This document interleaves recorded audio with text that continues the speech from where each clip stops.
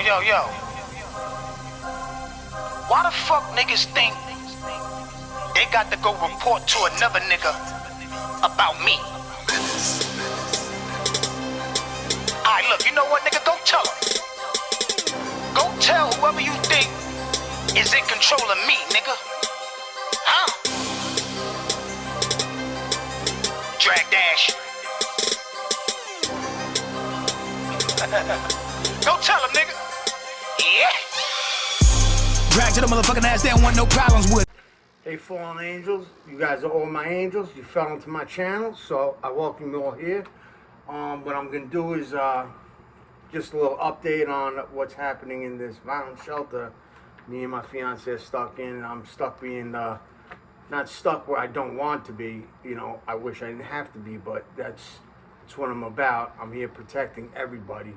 You know, I'm here protecting the two 71-year-olds, my 100-pound fiance, of course myself. You know, it's ridiculous, but I spoke to the house manager today. He's here, and I wrote out a form that's going to the DSS, and that he's also going to handle within 24 hours, and I'm going to read it to you so you guys know what's been going on. I mean, you guys know from my Facebook, if you went to my page, all the stuff I've been posting when the shit was happening on Christmas, and the stuff when I made my last video. So the shelter's name was Halo, the resident's name that's making the complaint, myself, and her, what room we're in. The complaints was the noise, him beating his woman, slamming the doors, you hear it now too. Hours curfew, they're allowed to break it, security, you know, like I gotta have a weapon now, you know what I mean? Like, this is crazy, because they're not doing it. And other violence, unsafe environments, mental abuse, and walking in our room, because they walked in our room, the female when I was fucking my fiance, and the male when I was fucking my fiance, but he didn't get to see nothing because the light was off and he didn't walk in. He had the chair slid by the door, and I was like, what the fuck do you want? You know, I want to wish you Merry Christmas. Fuck out of here. And I locked the door after that, clothes on, strapped up. You know what I mean when I'm saying strapped up. And the week was from 12/17 to Christmas, and New Year's is about to happen. And I said, that's when you drink. And they drink, smoke crack, and they're gonna go crazy that day. So that's gonna be a real violent fucking day. And I think they should have to, if they're not gonna handle it, put us in a hotel for that day. And I should be allowed to get a new doorknob to where I can lock it from the outside, because if we ain't here, because we're going to see our Sunday, they can run in and just grab our shit. And I got, you know, I'm fly as a motherfucker, so they can just grab my shit because they don't have nothing. My girls fly, so, you know, they wear the same shit every day. Now they would have other shit. But here's the complaint. The room 3 woman walked in on us having sex when staff, the overnight, Ron, was letting them show up for only his shift, which is not allowed. Curfew. Christmas Day, the man walked in on us having sex, just saying he wanted to wish us a Merry Christmas. Then we locked our door for the safety, and 2 other times he turned the handle to walk in, but I told him he has to kick our door in order to come in because we don't want him in our room. We hear him beating his girl regularly and slamming of the doors, being very dirty and not doing the chores. They get let in after curfew on almost a regular basis. I've documented everything as it was happening on Facebook wall, you know, mine and her Facebook wall. I made a YouTube video, you guys are aware, to document everything. And Laura, who's above the house manager here, she works here, she was emailed 3 times about everything, but did nothing, even though we begged her to call us, you know. Hundreds of people are aware of our dangerous environment and how Ron was letting stuff just happen, and only Joe, the house manager, is helping us with this violent situation. We don't want to be here New Year's because they drink and do crack, and I know violence will be here. I'm stuck protecting the 70 and 71-year-old couple and my 100-pound fiance. I'm contacting a lawyer about this violent house and rules being broke with no consequences. This house is this house makes you mentally suffer. They should be kicked out, and some staff needs to be fired. You know, so that's pretty much the documentation. They got a copy, I got a copy, they got the original, or the other way around. You can hear the door opening and closing too, right next door. And even the old lady said she walked in a few times on the girl in the bathroom because she doesn't lock it. She's not going to the bathroom. She's doing this. She's seen her with a little, stash quite a number of times. And she keeps saying she feels scared.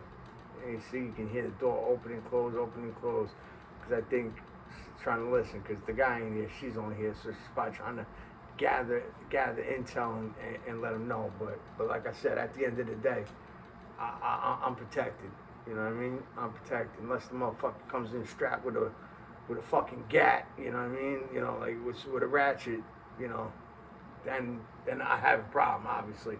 But I'm letting you guys know I'm not suicidal. Neither is my girl. Neither is the couple, a 71-year-old.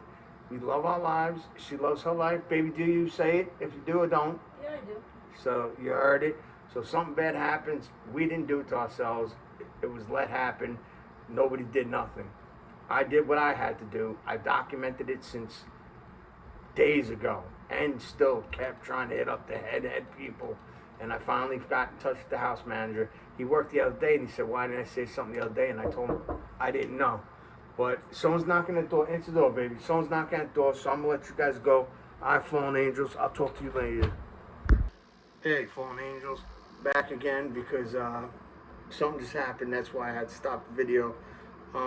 Stuff's happened before, so they've done something. So I figured I'd read our statement that was extra, because there's going to be high staff that's going to want to investigate this whole situation. They know about it.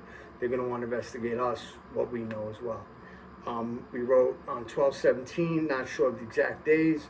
They came in and left during the morning shift. We had a feeling to let them in. We know ultimately that has nothing to do with us, though. Them breaking curfew and getting snuck in has nothing to do with us. We are made aware of that, and they are correct about that. Then we wrote a couple days before Christmas. The woman walked in on us. Couldn't have been muscle memory. Could have been muscle memory, and there was no malicious intent. We agreed to prefer that safer reality, because the lady Laura's here and she's handling it. I prefer that than her wanting to see my junk because she knew we were fucking. I'd rather her doing it because she used to live here, thinking maybe after her hit she walked in the wrong door, even though we're the only ones with a TV, the size of a fucking wall. You can't see it, but we have a projector right there. But I'd rather agree with it like that. But Christmas Eve to Christmas Day, John Samuel is a complete drug addict, from crack to weed. I know when people are on certain things, I've been clean for over 500 days. I personally didn't see any contraband, because I will not lie. Other in the house will tell them the truth. They've seen the contraband. They've seen the girl with her little crack stash in the bathroom, because she doesn't lock the door. Instead of smoking the crack out a window, she's smoking in the bathroom, taking head after head after head after head, whatever. The mail walked in on us. John said to close the fucking door. He tried to offer us soda. We know he was drunk. We constantly heard the bathroom opening and closing, and at Christmas we heard him beating on her. And while it's hard me reading the hearing, while drunk overnight, something hasn't done nothing about it. Staff has done nothing about it. But ever since then, we have no night about curfew. No right about curfew, some shit. But they come past curfew on the overnight shifts, like they get allowed to. Before they were legally allowed to come in here, they were getting held in here because it was cold out. So that's none of our business, As long as they weren't being violent, walking in our fucking door, it's none of our business. I know about it, and another staff member does too. Facebook and YouTube know about the situation, plus 2 YouTube videos explaining we are happy, and other other is happy too. I don't know what that's supposed to mean, but she wrote it. I found out Laura was Christmas vacation when she got those emails. Laura and Joe are handling everything very accordingly. They are. They really are. We don't have the times. It was just Christmas Eve and day. We know New Year's will be worse because that's when you really drink. You celebrate the ball dropping. That's when the crack stem gets lit and the bell ringers go. Weed, whatever drug. I was told to call DSS. I was going to get a lawyer, but I will wait for more info. We do worry about our being locked, our being something due to not having a lock. Robbed, like they can come in when we're not here. But ultimately, we do feel very unsafe. I have to protect myself, my fiance, and the older couple. And I, John Santamar, will make sure everything is safe. Laura will be making sure everything gets done. We feel we should be able to lock our door with a key and only staff will get a copy. And we feel we should get a hotel on New Year's or they shouldn't be allowed here on New Year's. You know, New Year's Eve, celebrate New Year's Day. That day. We don't have an exact hour, you know, for the stuff that they want. Only generalized hours. Facebook and YouTube know. It's mostly John that was allowing it was mostly Ron, the overnight staff, that was allowing all the stuff to happen. You know? Any questions needed, we have documentation and we'll answer any questions if needed. I, John Santamar. Joe and Laura are doing everything to resolve this situation. We are in the middle of trying to get our son back so we can't have any police contact or drugs. There are other houses they can go to. And we've all signed it with today's date, 11/29/2025. So, you know, we're just worrying about, so is she, of course, but she's not going to be the one who gets in the middle and protects fucking people because she's the one who has to get protected. That's what I'm here for, to make sure she's protected. And I don't need police contact, you know, especially when I'm trying to fight for my son back and all the shit we're dealing with. I'm not going to talk about it in this video, but only about the housing, you know, and you know, I can't have police contact. I can't have drugs around. You know, God forbid they plant shit in our fucking room when we're not here, throw something in the room, anything, you know what I mean? They can screw us up getting our son back. And they offered us soda. He did. He kept trying to give it to us, and he left it in the fridge in our drawer. It was an open can of soda. What flavor? Orange. Like orange crush drink, and it had like some liquid on the cap part where you sip from. Like, I think he either came in it or poisoned it or drugged it. Who knows? We threw it the fucking right out. I ain't playing no games with that. But I hope you guys understand what's going on. I ain't no sucker. Trust me. I handle shit. That's what I'm meant for. But my son means more. I have a priority list. My son is number one on that priority. Plus the safety of us. That comes in just the same amount. It's my family. My family's family safety. So I have to get my son back, and I have to make sure my fiance's safe. And if you heard the older couple, I gotta make sure they're safe too. So I shouldn't have to be fucking Nieta fucking in a house, Superman in a house where it's a shelter where staff should be doing their job.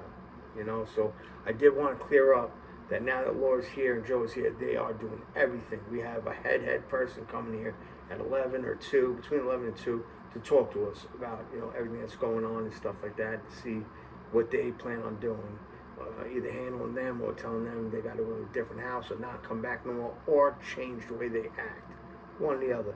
But now this guy's going to know that I made complaints, so he might feel some sort of way about me. And, you know, if I'm going to the bus stop, I got her to worry about, protect. And if he gets violent, you never know if he's got a fucking ratchet. I don't care if he's just got a knife, because if he's got a knife, I got plenty of them.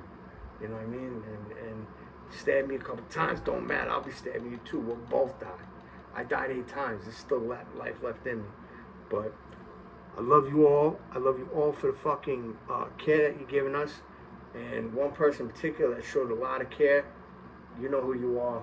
You're my wife's friend now, my fiance's friend now. You guys are gonna be good friends. And those nails that you guys have soon planned, in Huntington, I'm going to cover it. Cover you both getting your nails done. It's on me. That's my word. All right? So I thank you all. Leave comments if you have to, if you have any questions or just nice things to say. I'll respond to all of it, or at least thumbs up and heart it. And I love you all because you're making my channel grow. And that's love. But this is Rock On. Motherfuckers, rock on. Fallen Angels, I'm out.